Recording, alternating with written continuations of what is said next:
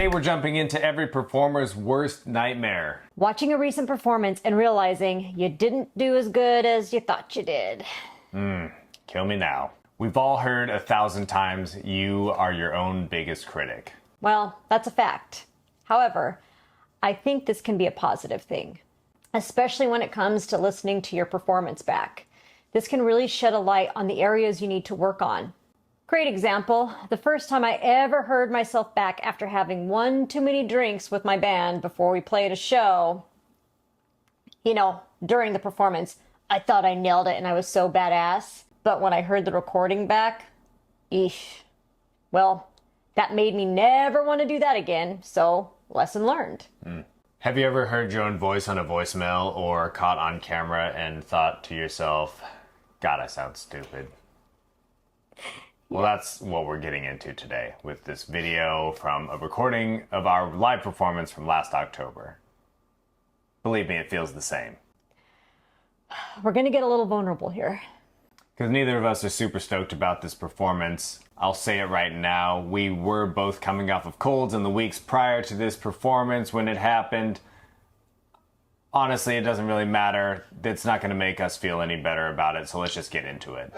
All right, we are going to watch one of our last big performances. Did not feel good about this performance afterwards because I knew I wasn't at my full potential. I didn't feel good about this performance either. Like I knew we weren't doing the best we could. I felt strong getting through this performance, but I didn't feel good. No, I knew that my voice wasn't doing what I wanted it to do. My guitar playing got sloppy and I was just sweating. It was like a sold out show. And I would hope in my mind that we are better than this, but this is just the reality of performing sometimes. So this is us reacting to that performance, so wish us luck. Here we go.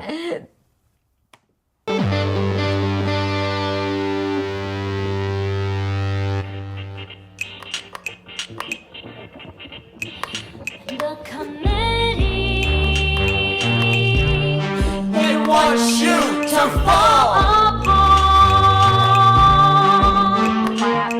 the 300 right for you to lose.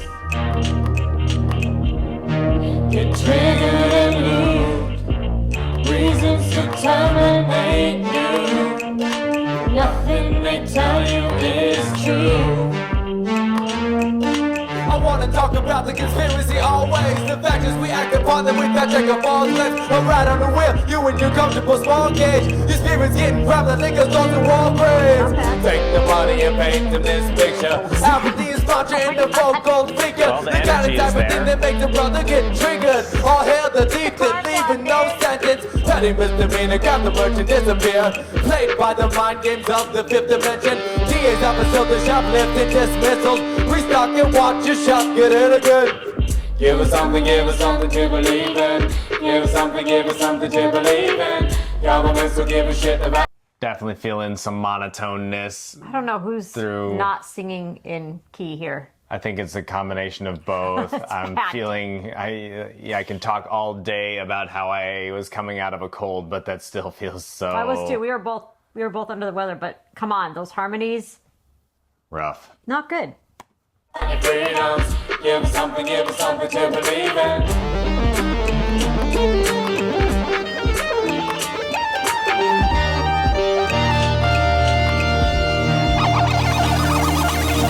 Give us something to believe in. Still crushing the sands at least. Crush. Governments are interested in what you're reading.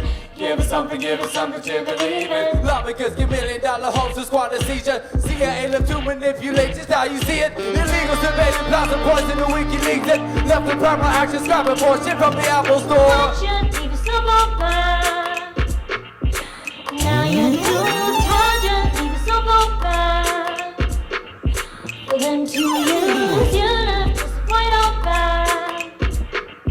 To play a fool, now you'll find us so broken. Now you want us. They want you to fall. It's really, yeah. I'm just really beating the mic. For you to lose. get triggered and lose. Completely monotone. Reasons to terminate Little you. stuffaluppagus over here. Nothing they tell you is true. I wanna talk about the conspiracy always. The fact is we act upon it with touch like a boss legs. A rat on a wheel, you in your comfortable small cage. Your spirit's getting trapped, I think the stars are walk.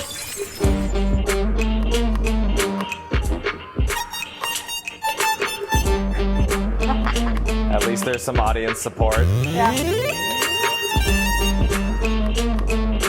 How we feeling out there? Nothing like crowd interaction. So at least there's some crowd participation. You know, this is a situation of confidence sort of bullishly running over the lack of precision in talent there. So Yeah, seems like the crowd was having fun at least, but well, I was having fun. It's just listening back is harsh. brutal. And like we had practiced this so many times that our vocals are spot on, the guitar's spot on.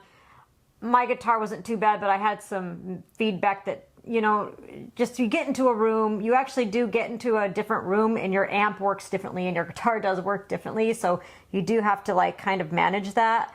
And clearly I wasn't managing it. And just the voices were pitchy. Big old They were pitchy.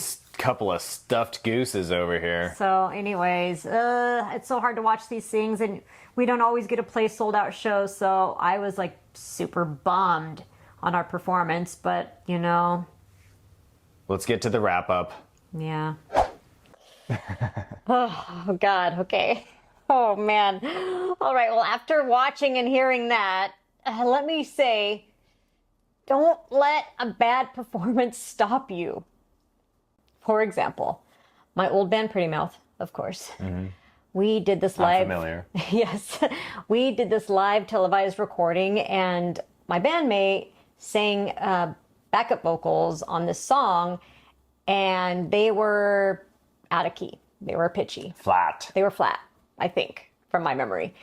And he never, I'm saying never, sang backups to that song again. It didn't matter how hard I tried to convince him, he refused.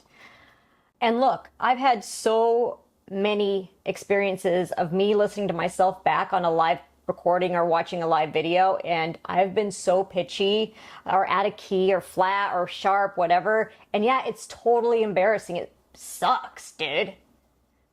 Yeah, humility really is a virtue or something.